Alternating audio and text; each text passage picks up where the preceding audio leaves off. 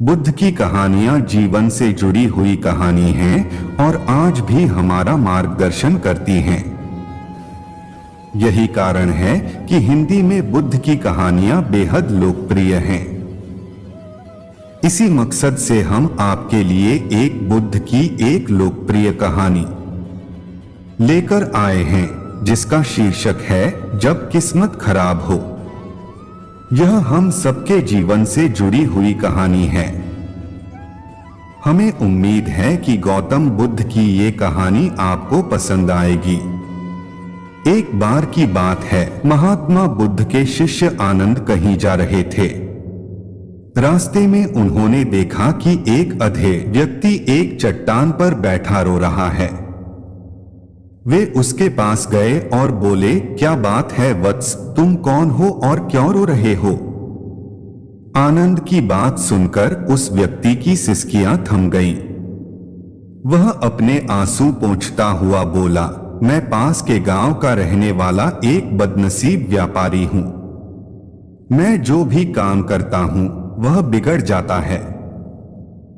व्यापार के चक्कर में मैंने अपनी पत्नी के गहने गंवा दिए, मैंने अपने परिवार को भी खो दिया, यहां तक कि मेरा घर भी गिरवी पड़ा है। मुझे तो लगता है कि मैं किसी काम का नहीं हूं। मेरी किस्मत ही खराब है। उसकी बात सुनकर आनंद बोले, तुमसे किसने कहा वत्स कि तुम्हारी किस्मत खराब है? जरा मैं भी तो जानूं कि तुम्हारी किस्मत में क्या खराबी है। वह व्यक्ति बोला, पहले मैं खेती करता था, पर हर साल उसमें घाटा होता था।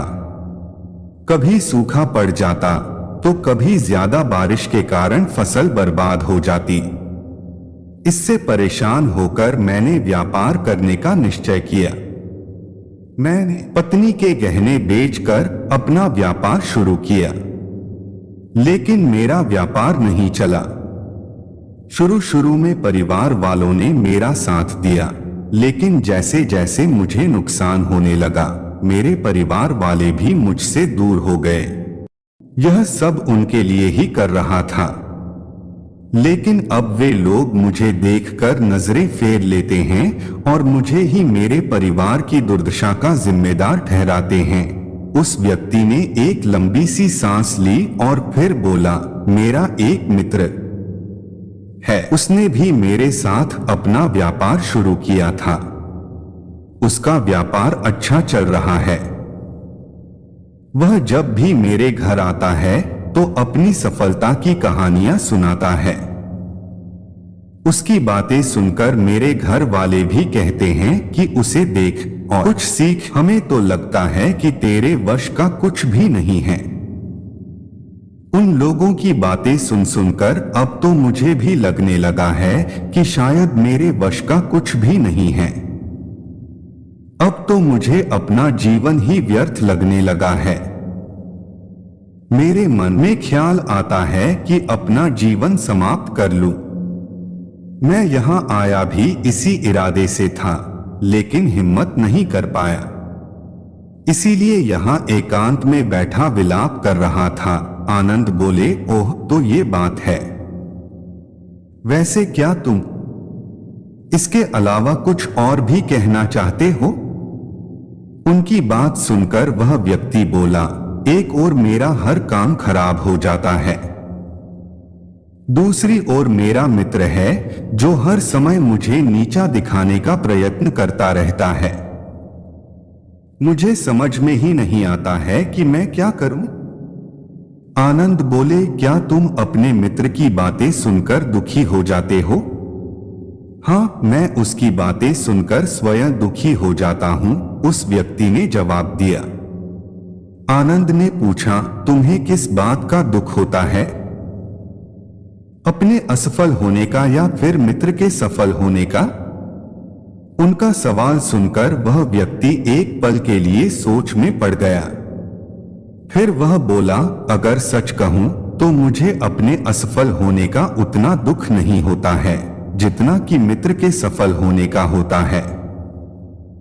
अर्थात यदि तुम्हारा मित्र असफल हो जाए तो तुम्हें खुशी होगी? आनंद ने प्रश्न किया। वह व्यक्ति बोला, हाँ, मुझे बहुत खुशी होगी। इसका मतलब है कि तुम्हारी खुशी तुम्हारे मित्र पर निर्भर है। आनंद बोले, अगर वह चाहे तो तुम्हें खुश कर सकता है, और अगर वह चाहे तो तुम्हें दुखी कर सकता है। तुम स्वयं से न तो खुश हो सकते हो और न ही दुखी हो सकते हो, अर्थात तुम अपने मित्र के गुलाम हो गए हो, इसलिए तुम्हारा कुछ नहीं हो सकता। ऐसा न कहें महत्मन, उस व्यक्ति ने हाथ जोड़ दिए। आपकी बातें सुनकर मुझे कुछ आशा बंध रही है। आनंद बोले, जब हम किसी से आशा बांध लेते हैं तो उस पर निर्भर हो जाते हैं। ऐसे में हमारी खुशी और दुख भी उस पर निर्भर करने लगता है। इससे बेहतर है कि तुम अपने आप से आशा बांधो।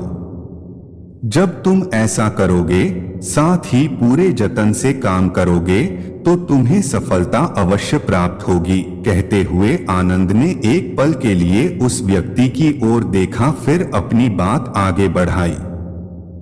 तुम्हें लगता है कि तुम्हारा मित्र तुम्हें दुखी करने आता है, पर अगर विचार करो तो वह बातें तो सच्ची ही कहता है। वह अपने संघर्ष और अनुभव की बातें बताता है। तुम उन बातों से बहुत कुछ सीख सकते हो। तुम्हें इसके लिए उसका धन्यवाद करना चाहिए कि तुम्हें घर बैठे कुछ अनुभव मिल रहे हैं। तुम उन अनुभवों का लाभ उठाओ, नई शुरुआत करो, कर्म करते जाओ, हार मत मानो, एक दिन तुम्हें सफलता अवश्य मिलेगी। आज तुम जिसे अपना बुरा वक्त या बुरी किस्मत कह रहे हो, एक दिन यह बदल जाएगी। इसी के साथ तुम्हारे विचार भी बदल जाएंगे। और देखना, जब तुम्हारा अच्छा वक्त शुरू होगा, तब तुम्हारा मित्र भी तुम्हें अपनी सफलताओं की कहानियां नहीं सुनाएगा, तब वह अपनी असफलताओं की बातें बताएगा, ताकि तुम उसकी बातें सुनकर भ्रमित हो जाओ, तुम्हारा आत्मविश्वास हिल जाए और तुम गलत निर्णय ले सको। लेकिन उस समय भी तुम्हें अपनी बुद्धि का प्रयोग करना होगा। तुम्हारा मित्र जैसे आज तुम्हें दुखी करने आता है, उसी तरह उस समय भी वह तुम्हें दुखी करने आएगा, क्योंकि जिस तरह उसे दुखी देखकर तुम्हें मजा आता है, उसी तरह उसे भी तुम्हें दुखी देखने में उतना ही मजा आता है। वह व्यक्ति बोला, आपने सही कहा, लेकिन मेरा सबसे बड़ा दुख यह है कि मेरे परिवार के लोग भी इसमें शामिल हैं। वास्तव में मैं तो अपने परिवार के लिए अच्छा करना चाहता था, लेकिन वे लोग भी मेरी बात नहीं समझते हैं। वे भी मुझे गलत कहते हैं और अब तो वे मेरे साथ भी नहीं हैं। आनंद बोले, मैं सब समझ गया। तुम सांत्वना चाहते हो। वास्तव में इस दुनिया में सभी लोग सांत्वना ही चाहते हैं। हम चाहते हैं कि हम जब भी कुछ करें तो लोग हमारी प्रशंसा करें, लेकिन आमतौर से ऐसा नहीं होता है, इसलिए हम दुखी हो जाते हैं। हमें लगता है कि हमारे मित्र, परिवार वाले सब मतलबी हैं। लेकिन तुम अगर किसी को डोट अपना परिवार मानते हो और उसके लिए कुछ करना भी चाहते हो, तो तुम्हें ऐसा क्यों लगता है कि तुम दूसरों के लिए कुछ कर रहे हो? वास्तव में तुम अपनी खुशी के लिए कर रहे हो। इसलिए परिवार के लिए कुछ करना वास्तव में अपने लिए ही करना होता है। लेकिन अगर ऐसा करते समय तुम्हें लगता है कि तुम दूसरों के लिए कर रहे हो, तो तुम दुखी रहोगे। और अगर तुम्हें लगता है कि तुम अपने लिए कर रहे हो, तो तुम खुश रहोगे। क्योंकि जब तुम अपने लिए कुछ अच्छा करते हो या करना चाहते हो, तब तुम्हें सांत्वना की जरूरत नहीं पड़ती है। आनंद की बातें सुनकर उस व्यक्ति के चेहरे के भाव बदल गए। वह बोला, आप सही कह रहे हैं। मैं समझ गया हूं, अब तक मेरी किस्मत खराब इसलिए थी क्योंकि वह दूसरों के हाथ में थी। अब मैं अपनी किस्मत को अपने हाथ में रखूंगा। मैं फिर से प्रयत्न करूंगा, पूरे मन से काम करूंगा और जब तक सफलता नहीं मिल जाती चैन से नहीं बैठूंगा। उस व्यक्ति की बात सुनकर आनंद मुस्कुराए और उसे एक छोटी सी डिबिया देते हुए बोले, इस डिबिया को हमेशा अपने पास रखना। इसमें एक ऐसा राज है जो तुम्हें बड़े से बड़े दुख से भी बाहर निकाल लेगा। लेकिन इसे तभी खोलना जब तुम्हारे जीवन में कोई रास्ता न सुझाई दे और तुम्हें लगे कि सब व्यर्थ है। यह दुनिया व्यर्थ है और यहाँ रहना भी व्यर्थ है। उस व्यक्ति ने आनंद को धन्यवाद दिया और डिबिया को लेकर चला गया। उसने नए उत्साह के साथ फिर से अपना व्यापार आरंभ किया। उसका व्यापार चल निकला। अपनी मेहनत और लगन के बल पर वह एक बड़ा व्यापारी बन गया। परिवार वाले भी उसके साथ आ गए और उसका जीवन हंसी खुशी बीतने लगा। अब वह भूतकाल का रोना छोड़ चुका था। वह भविष्यकाल की भी चिंता नहीं करता था, बस अपने वर्तमान को संवारने में लगा रहता था। और जो कुछ भी वह करता था वह अपने लिए करता था, अपनों के लिए करता था। इसलिए वह प्रसन्न था। उसके जीवन में अब कोई दुख नहीं था। लेकिन वक्त हमेशा एक जैसा नहीं रहता है, वह बदलता रहता है। उसके जीवन में भी बदलाव आया। एक दिन उसके राज्य पर पड़ोसी राजा ने चढ़ाई कर दी। उसने इस राज्य पर अपना कब्जा कर लिया। उसके सैनिकों ने चारों ओर लूटमार मचा दी। उन्होंने व्यापारी का सारा धन लूट लिया। उसके घर में आग लगा दी। जान बचाने के लिए उसे अपने परिवार के साथ वहां से भागना पड़ा। वह व्यक्ति अपने परिवार के साथ कई दिनों तक इधर उधर भटकता रहा। वह दाने दाने को मोहताज हो गया। उसका बच्चा बीमार हो गया। इलाज के अभाव में वह तड़पने लगा। यह देखकर उसका हृदय चीत्कार कर उठा। वह कैसे अपने बच्चे का इलाज कराए? उसके पास तो खाने के लिए भी पैसे नहीं थे। ऐसे में उसे एक बार फिर निराशा ने घेर लिया। उसे लगने लगा कि उसका जीवन व्यर्थ है।